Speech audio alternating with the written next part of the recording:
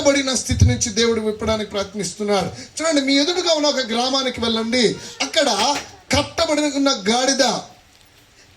ఉన్న గాడిద పిల్ల మీకు కనబడుతుంది.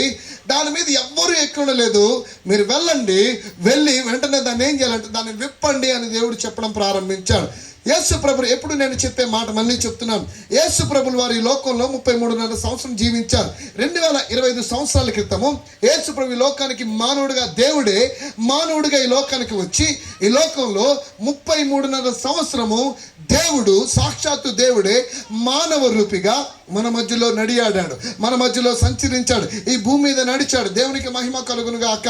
ఆ 33.5 సంవత్సరంలో కేవలము 3.5 సంవత్సరం మాత్రమే యేసు ప్రభులు వారు పరలోక రాజ్యము సమీపించింది, మారు మనసు పొందండి, మీ పాపాలు విడిచిపెట్టండి, మారు మనసు పొందండి, పరలోకం ఉంది, చనిపోయిన తర్వాత ఒక రాజ్యం ఉంది, ఆ రాజ్యానికి మీరు వెళ్ళాలంటే మీరు మారు మనసు పొందాలి అని చెబుతూ సువార్తను ప్రకటిస్తూ అనేక అద్భుతాలు, అనేక సూచక క్రియలు, అనేక మహత్కార్యాలు చేస్తూ వెళ్ళాడు. ఆయన ఎక్కడికి వెళ్ళిన అద్భుతాలు జరుగుతున్నాయి. ఆయన ఎక్కడికి వెళ్ళినా ఆయన మాట్లాడితే అద్భుతం, ఆయన చూస్తే అద్భుతం, ఆయన వస్త్రపు చెంగులో అద్భుతం, ఆయన భూమిలో అద్భుతం, ఆయన నడుస్తూ వెళ్తున్నప్పుడు ఆయన నీడపడిన స్వస్థతలు, ఆయన ఎవరైతే ఆయన మీద పడుతున్నారో వారందరికీ స్వస్థతలు, ఆయన మాటలో స్వస్థత. టోటల్గా చెప్పాలంటే యేసు ఒక అద్భుతకరుడుగా ఈ లోకంలో 3.5 సంవత్సరం తన పరిచయం చేయడం ప్రారంభించారు. దేవునికి మహిమ కలుగును గాక.